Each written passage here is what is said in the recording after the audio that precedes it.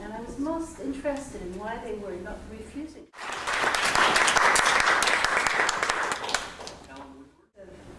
Having the capital budget available to the community and having the community speak to it is a very important part of democracy, and I appreciate that you're all here this evening listening to these presentations, which I think are the heart of making Vancouver work for everyone. I'm really committed to Vancouver working for everyone, and I'm committed to building healthy communities. And I think what I've heard this evening is that people are really engaged in their community centers, and they're committed to making them stronger than they are, and they're wanting your help to do that. I've also heard the eloquent statement from West End Residents Association talking about the need for money for housing and the need for money for transportation. I'd like to speak a little bit about East Vancouver, where the majority of low-income people live. Its desperate need for green space. It has no access to beaches. The need for adequately funded community centers and more space. The need for pools. There's not one 50-meter pool, and there are not enough of them. The need for art space. Why are we needing to fight with the city government for community centers? It doesn't make sense. Community centers build neighborhoods, they stabilize neighborhoods, they provide jobs in neighborhoods, they provide a place where kids can grow, where they can develop, where they can find a future for themselves in this city that's increasingly confusing.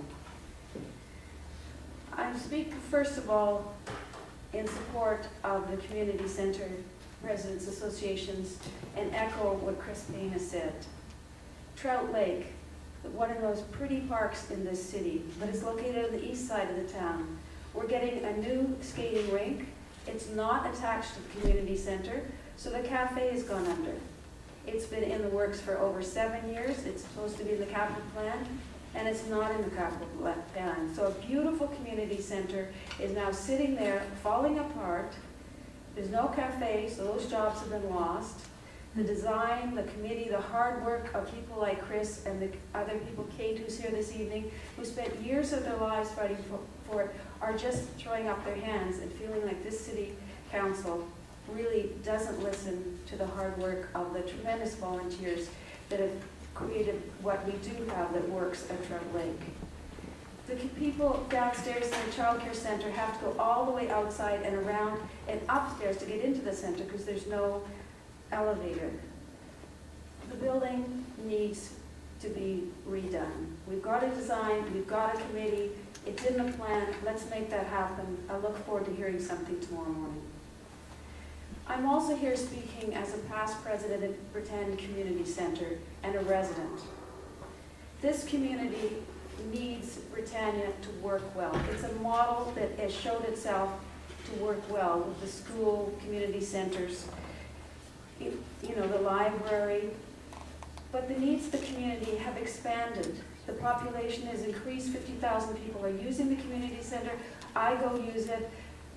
Gladys spoke most eloquently of what we go through when we try to use the gym in the morning. There's no air conditioning, there's no staffing, the maintenance is abominable. I'm a neighbor there. The general maintenance around the place isn't working because there's not enough money for staffing.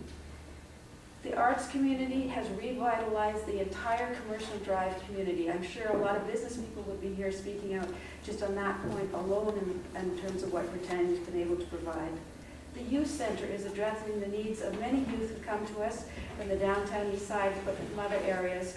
They have grown in their needs, and the youth center isn't adequate. The senior center now has outgrown the size that it needs.